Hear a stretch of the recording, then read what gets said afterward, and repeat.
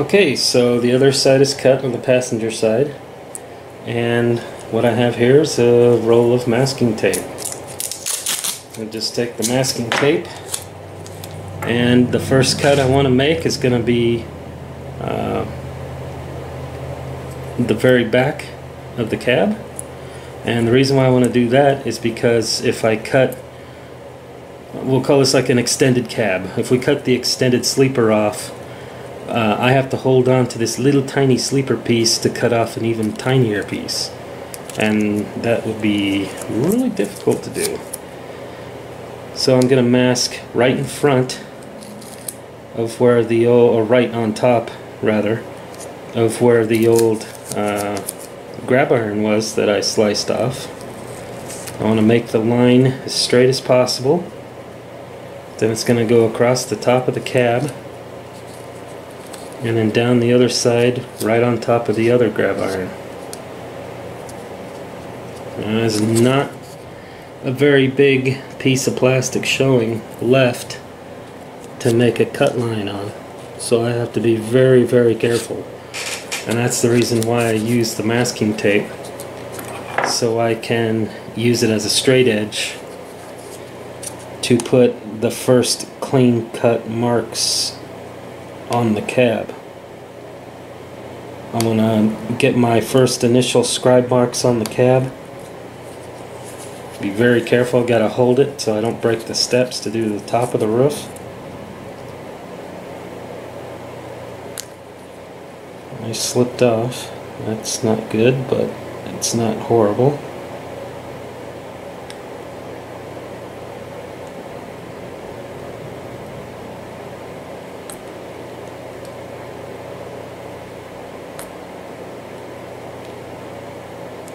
Don't have to scribe the top of the cab so much, and I'll show you why here in a second. During this process I'll probably break off those foot grab irons, the steps, but that's not a problem. As long as I know where they're supposed to go, it's not a problem at all. Okay, so I made the scribe marks with the tape as a guide. Excuse me. Now if I wanted to, I could take the tape off, and the scribe marks will still be on there, and I'll be able to follow the scribe marks with the X-Acto without getting off center and screwing up the line. Oh yeah, that passenger side step is a little weak, but it's not broke off. If, like I said though, if it does break off, it's not a problem because glue. Okay, so I got the scribe mark on the back of the cab. You can see a very faint line there. Got one across the roof and on that side. I'm going to go ahead and keep following through with these.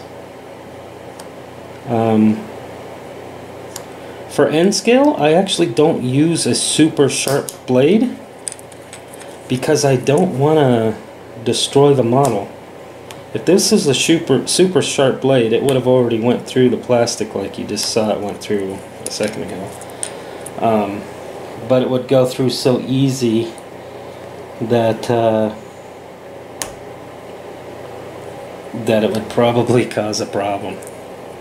Okay, so I've scribed the top a little bit, not too much, but the back is like almost all the way done. I'm going to take my pliers and just pry on it a little bit, loosen it up,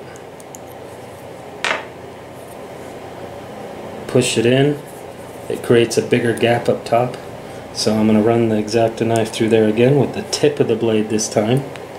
Instead of running it down like this, I'm going to use the tip of the blade.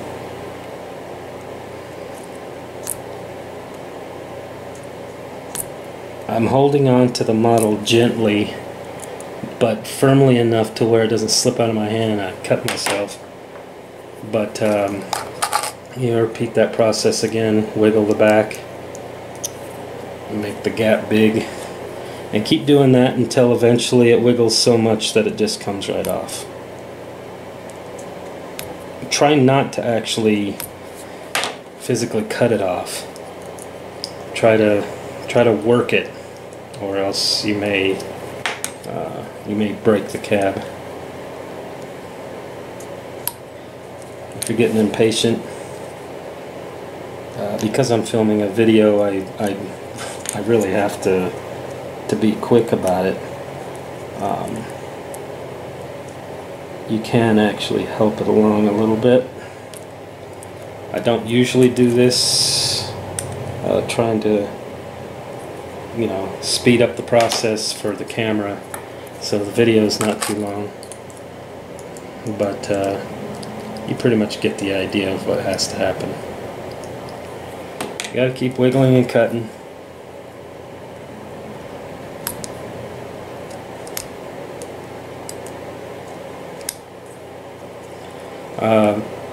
The more you cut, the weaker it's gonna get, and the weaker the sides will get, you know, to push it in. So be careful you don't pinch it together too hard to where you break it in half. It can happen.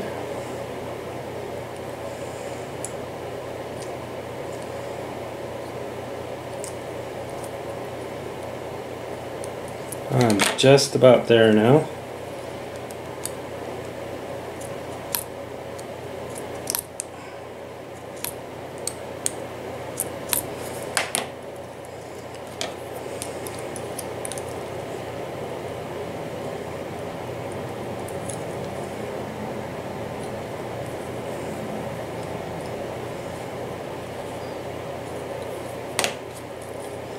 Can put a scribe mark on the inside to kind of help it along.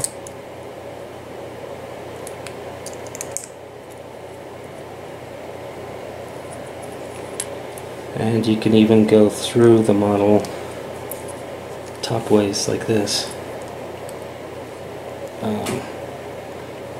Like I said, I don't usually do this because I don't like the way it can bend and possibly, I just broke off one of the steps, and possibly break, like it just did. But you know, for video's sake and the camera's sake, I gotta be kind of quick about this. So I'll go ahead and cut away. You've seen the process. I'm just gonna keep repeating that until I get the cab off, and then we'll be right back.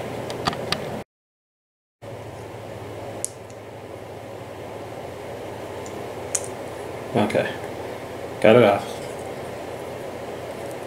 Simple, just cut the back of the cab off.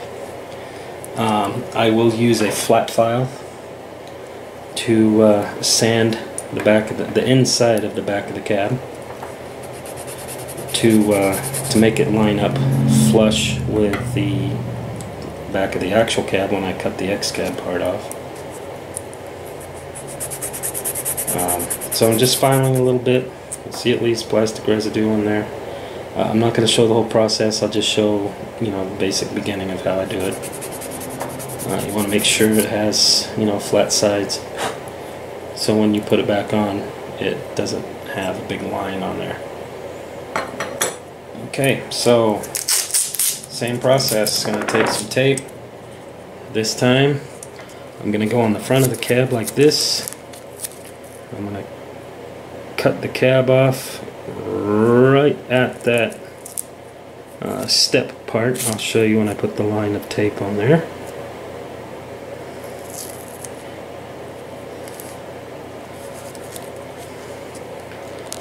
Right there is where I'm going to make the scribe mark. I'll go across the top like I did before, and then get it even on the other side with the step piece that broke off. Put the tape together, get it out of the way, and you can see where the tape ends. You can see the window just underneath the tape. I'm going to make my scribe mark.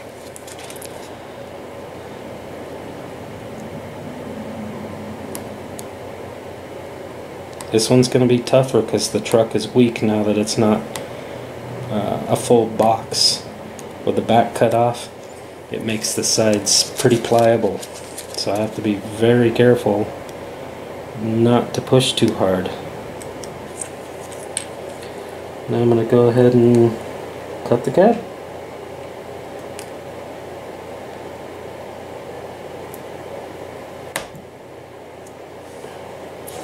You stand it on the roof, and then you can push down with the X-Acto knife to get it to cut.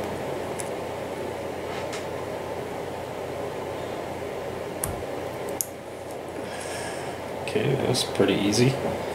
And voila, the cab comes apart pretty easy.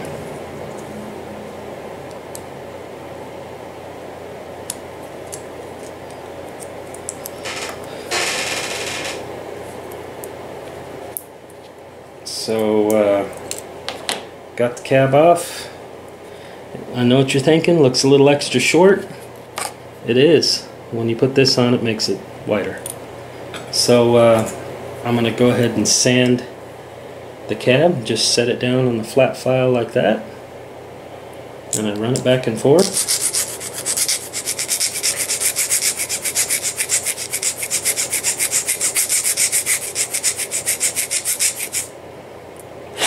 Blow it off and check it every once in a while. I'll do the same to the back, and then I'll fit it together and show you what it looks like. Okay, so I have the back, I have the front, just fit it together. Now you can see why I cut it short, because now it's going to be long enough. Now if there's gaps in between the cab pieces, don't freak out. There's always going to be gaps. Nobody cuts things perfectly and it just expects them to fit. I'm working with N scale because of the size. I want to have a second layout in my shop, and I want it to be big. I can't do that with HO. I mean, I would love to have a massive HO scale Rock Island layout in my shop, but my shop's not that big. I have enough for one decent sized HO layout, and that'll be the modern layout. Modern BNSF and Portland and Western, because I live in Oregon, that's what I model. And Willamette and Pacific, you know, that sort of railroading area. Okay, once I get the back of the cab lined up and glued on, you can see how fast it actually took. I can still move it around just a little bit to, you know, get it level and get it together where I want it, and you know, pinch it together to keep the parts from making as big a gaps. It'll still have gaps, but it won't be massive. And when we come back, you will see the rest of this cab and the frame. I'll start modifying the frame.